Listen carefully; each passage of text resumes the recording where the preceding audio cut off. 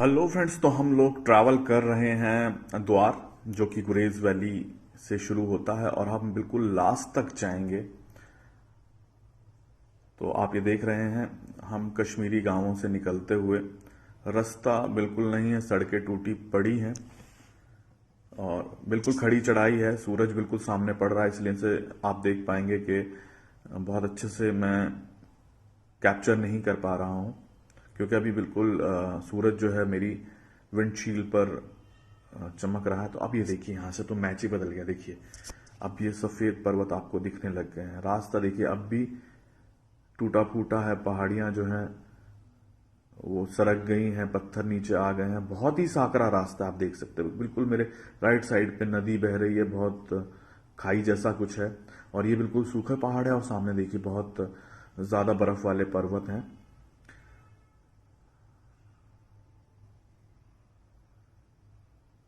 और हमारे आगे भी एक गाड़ी चल रही है। और ये देखिए बहुत ही खूबसूरत नज़ारा, बहुत ही खूबसूरत नज़ारा जिसे कहते हैं, मैं आपको बता नहीं सकता। बहुत अच्छा फील हो रहा है मुझे, मतलब लिटरली मैं इंजॉय कर रहा हूँ एक एक सेकंड को अपने इस ड्राइव की।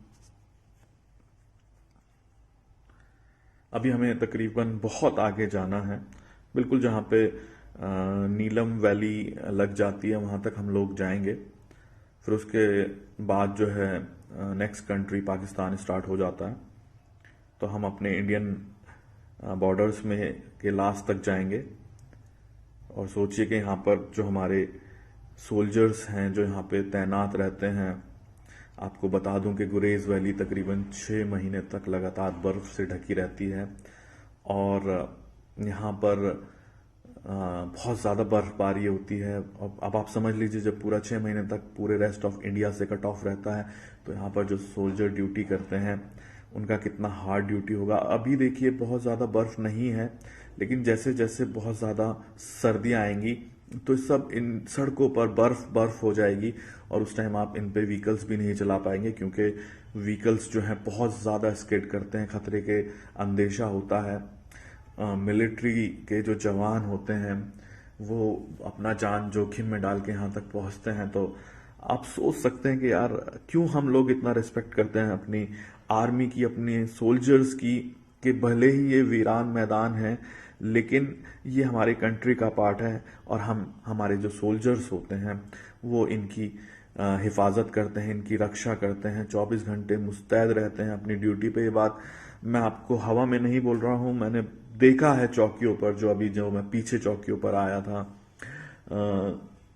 राजदान पास पर जो मैंने देखा था, तो बहुत सख्त ड्यूटी है, बहुत सख्त। हमें देखने में लगता है कि खाली आपको देखना है, लेकिन देखना नहीं है। आप पूरा दिन खड़े रहते हैं, आप एक मिनट भी नहीं बैठ सकते हैं अपनी ड्यूटी में। और आपको बहुत ही मुस्तैद नज़रों से, कहने के लिए कि कुछ भी हार्ड वर्क नहीं है, लेकिन आप अगर देखें तो उनको पूरा दिन फिजिकली आप 8 से 10 घंटे आप खड़े हैं और आप मुस्तैदी से देख रहे हैं कि मतलब कोई गलत या कोई एनिमी तो हमारी तरफ नहीं आ रहा है। तो आप सोच सकते हैं बहुत टफ जॉब है। आप और हम 1 घंटा नहीं खड़े रह सकते इतनी ठंड में। और वो सोचिए कि वो पूरी अपनी ड्यूटी करते हैं पूरे।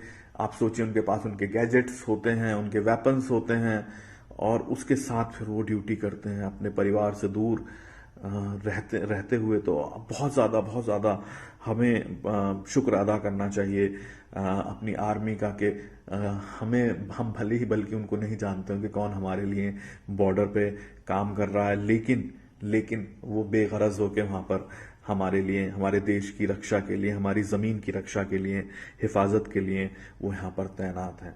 आपको मैं लिटरली बता रहा हूँ कि मेरा हाथ बाहर है, खिड़की डाउन है, और मुझे ठंडी हवा लग रही है क्योंकि बर्फ़ यहाँ पे पड़ चुकी है। तो बहुत ही ठंडी हवा लग रही है। लेकिन आप सोचिए, जो इंसान यहाँ पर 6 से 8 महीने 8 घंटे की ड्यूटी कर रहा है डेली, उसके लिए क्या चीज़ होती होगी। तो literally salute to Indian army. और ये देखिए अब आप नज़ारा देखिए, नज़ारा बहुत खूबसूरत है। पहाड़ जो है आप जितना आगे की तरफ जा रहे हैं वहां पर उतना ही पहाड़ जो है वो बर्फ से ढके हुए आपको मिल जाते हैं। बीच बीच में कुछ एक छोटे गांव भी आते हैं, आप देख सकते हैं छोटी छोटी झोपड़ियां जो आपको दिखाई दे रही हैं वो एक छोटा सा गांव है। ऐसे ही करके यहाँ पे 15-20 घरों का एक छोटा छोटा गांव है जो यहाँ पे लोकल कश्मीरीज जो रहते हैं वो है बेसिकली गुज्जर्स। काफी यहाँ पे कश्मीरी गुज्जर्स यहाँ पे काफी ज्यादा रहते हैं और उनका जो मुख्य साधन है कमाने का वो उनकी भेड़ें हैं। वो भेड़ें पालते हैं, वो जानवर पालते हैं, उन्हीं से उनको उनकी रोजमर्रा की चीजें उनको मिलती हैं। तो आप देख सकते हैं यहाँ पे कहीं पे भी आपको खेती नहीं दिखाई देगी। इस कंडीशन में रहना कितने भारी काम है आप इमेजिन कर सकते हैं आप। और हम मेट्रो सिटीज से बिलोंग करते हैं, मॉल्स है, घर मोहल्ले के बाहर जैसे आप कदम रखते हैं दुकानें मिल जाती हैं, लेकिन यहाँ पे आप देख सकते हैं यहाँ पे बिल्कुल वीरान है, बिल्कुल वीरान है। तो लाइफ बहुत टफ है, नो डाउट बहुत टफ है। यहाँ पे फैसिलिटीज नहीं है, उसके बाद भी हम यहाँ पे हमारे लोग जो है यहाँ पे रहते हैं। तो ये आप देख सकते हैं बहुत ही खूबसूरत ये नज़ारा है। और बेसिकली लोग जो हैं वो प्रेफर करते हैं आपका पीक गर्मियों में गुरेज आने का, बट मैंने थोड़ा सा अलग करा, क्योंकि गुरेज जब आप पीक गर्मियों में आएंगे तो आपको बर्फ ना के बराबर मिलेगा। लेकिन मैं जब आया हूं तो यहाँ पे एक ऑलरेडी स्नोफॉल हो चुका है, जैसा कि मुझे बताया गया कि मतलब आप जब आए हैं तो ऑलरेडी यहाँ पे स्नोफॉल हो चुका है। टूरिस्ट भी नहीं है क्योंकि सर्दियों के टाइम पर टूरिस्ट यहाँ पर कम ही आते हैं, क्यों ऑल्दो राजदान पास से ही आपको रोक दिया जाता है, गुरेज में एंट्री नहीं दी जाती है।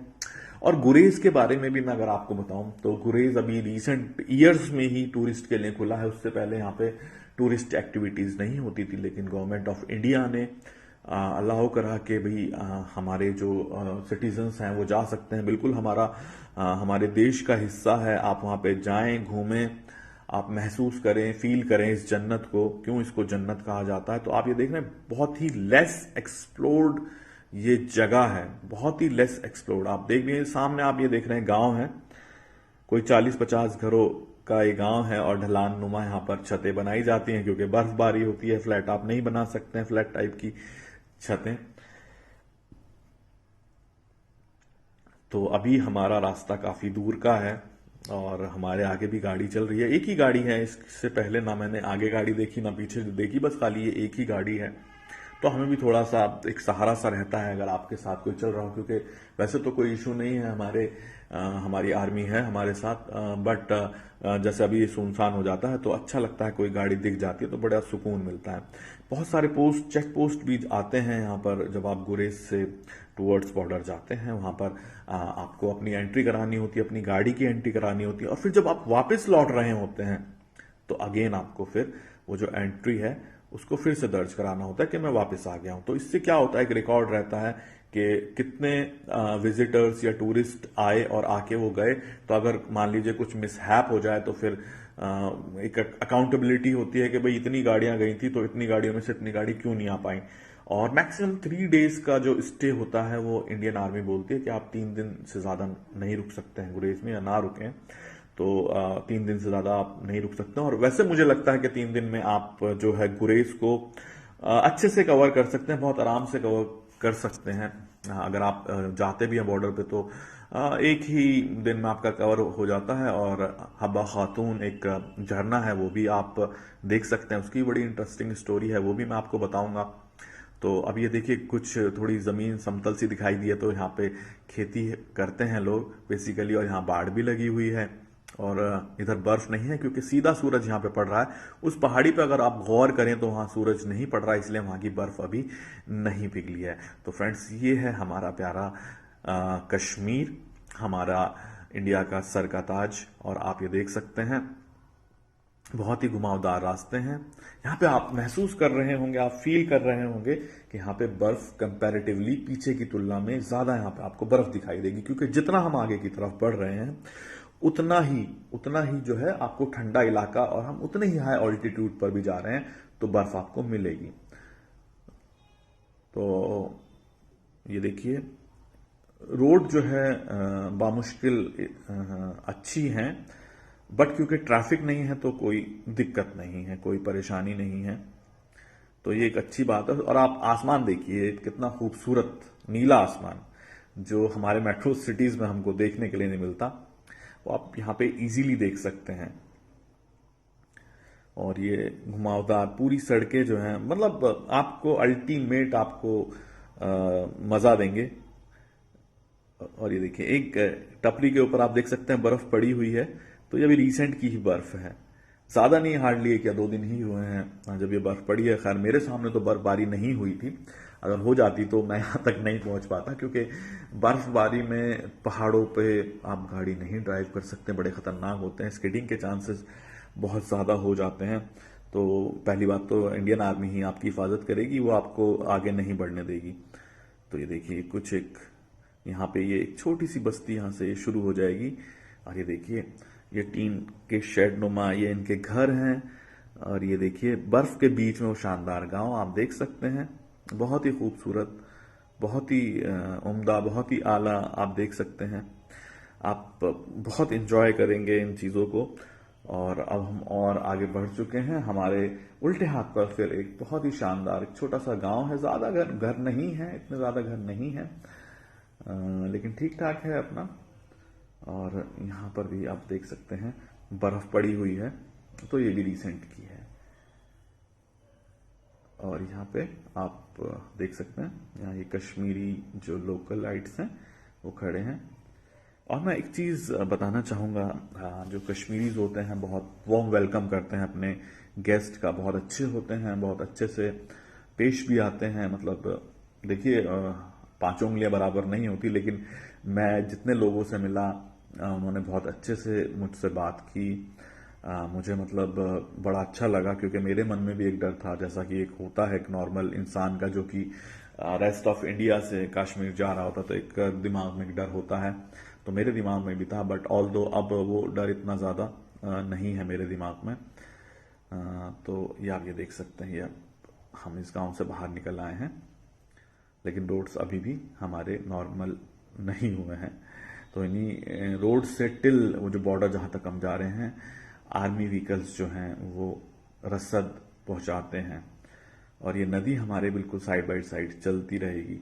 नज़ारा देखिए, एक तरफ बिल्कुल सफ़ेद पहाड़ है, एक तरफ बिल्कुल सूखे पहाड़ है, तो ये बहुत खूबसूरत एक कॉम्बिनेशन आपका बनता है, तो मज़ा ही आ जाता है देखने में। और लोग देखिए अपनी कंट्री की हर कोई तारीफ करता है, स्विट्जरलैंड बोलता है बहुत सुंदर है, फ्रांस बहुत सुंदर है, बिल्कुल है वो सुंदर है, लेकिन मेरे लिए मेरी कंट्री बड़ी सुंदर है, बड़ी प्यारी है। देखिए कितना खूबसूरत ये लग रहा है। मतलब आपको कहाँ जाने की ज़रूरत है, आप स्विट्जरलैंड ठीक है, आप जो जाते हैं पैसा होता है जाते हैं ठीक है, लेकिन हम लोगों के लिए यही सफिशेंट है, हमारे लिए यही स्विट्जरलैंड है, वही हमें वही नज़ारा दे रहा है, हिमालयाज एंड आप ये बर्फ। तो ठीक है यार, हम लोगों के लिए बहुत अच्छा है, कम से कम हम बर्फ देखना चाहते हैं तो हम कश्मीर आ जाते हैं, बहुत बहुत सुंदर है मतलब। और अगर हमें समुद्र देखना है तो अगेन हमारे पास वो भी है, हमें रेत देखना है तो हम वो भी है, डेजर्ट सब कुछ है हमारे पास, तो बहुत अच्छा लग रहा है। तो इस टाइम थोड़ा सा टेम्परेचर और डाउन आ गया, क्योंकि हम छाया वाली तरफ आ गए हैं, तो टेम्परेचर और ज़्यादा डाउन आने लगा है। और अब हम पहाड़ी और नदी के काफ़ी नीचे उतर आए हैं, तो आप देख सकते हैं अब जितना ज़्यादा डिस्टेंस नहीं है जितना पहले था। और ये क्रिसमस ट्री से ज़्यादा लग रहे हैं, आप देख पाएंगे इनके ऊपर सफ़ेद सफ़ेद बर्फ पड़ी हुई है, और क्रिसमस ट्री जैसे होता है वैसा भी ये देखिए नज़ारा। और ये देखिए बिल्कुल नदी के पास हम आ गए हैं, बहुत खूबसूरत, बहुत ही खूबसूरत।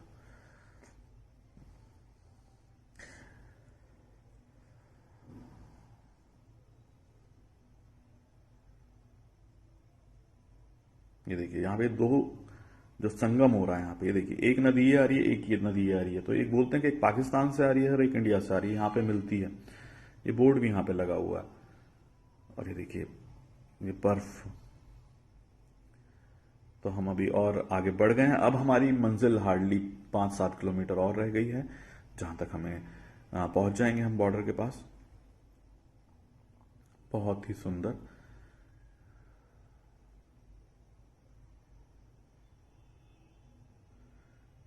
तो अभी तो कम बर्फ पड़ी है, सोचे जब इसको पूरी बर्फ पड़ जाती होगी तो ऐसा लगता होगा कि सफेद बर्फ की चादर पड़ गई है। और ये देखिए यही वो पोस्ट है, ये लास्ट पोस्ट है, इससे आगे अलाउड नहीं होगा, हमें यहीं पे रुकना होगा। यस, ये देखिए, यस, ये बिल्कुल लास्ट पोस्ट है। तो फ्रेंड्स, अब हम लोग वापसी कर रहे हैं वहां से। तो आप देख सक रहे हैं कि दोपहर से और जो शाम के बीच वाला टाइम है वो हो चला है। तो हम कोशिश कर रहे हैं कि हम लोग जो हैं वो शाम होने तक किसी भी हालत में वापस पहुंच जाएं, तो हमारे लिए बहुत अच्छा रहेगा, क्योंकि रास्ता भी अच्छा नहीं है। और हम भी यही चाह रहे हैं कि हम अपना द्वार, जहाँ पे हम गुरेज वैली में ठहरे हैं, वहाँ पे एक अच्छी नींद लें, क्योंकि होटल हमारा ऑलरेडी वहाँ पे बुकड है। तो देखते हैं कितना टाइम लगता है, उम्मीद है कि हम पहुंच जाएंगे। सूरज की भी जो रोशनी है उसमें अब तेजी कम है।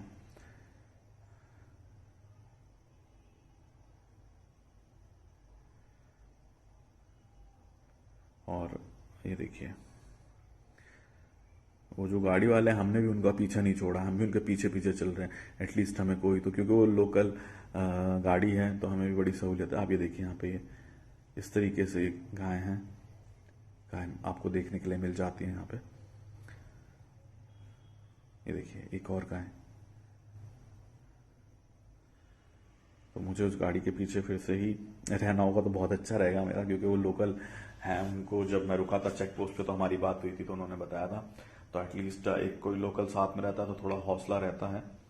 क्योंकि इस जगह पे आप देख रहे हैं, इतनी लंबी हम लोगों ने ड्राइव करी और आपको चुनिंदा ही लोग मिले देखने के लिए।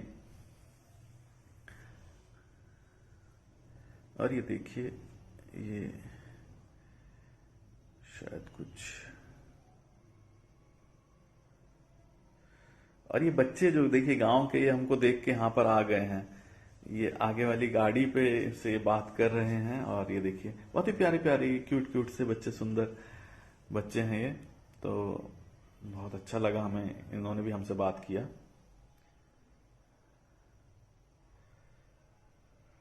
ये देखिए,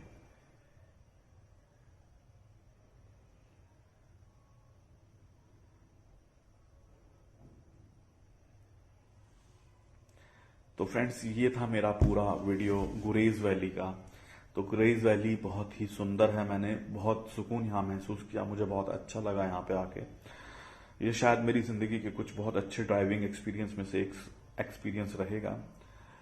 मुझे नहीं पता कि मैं गुरेज दोबारा अपनी जिंदगी में आ पाऊंगा या नहीं आ पाऊंगा, बट मुझे बड़ी खुशी है कि मैं एक अनछुए पहलू को, जो मैंने कभी नहीं देखा था, वो मैंने आज यहाँ पे फील किया।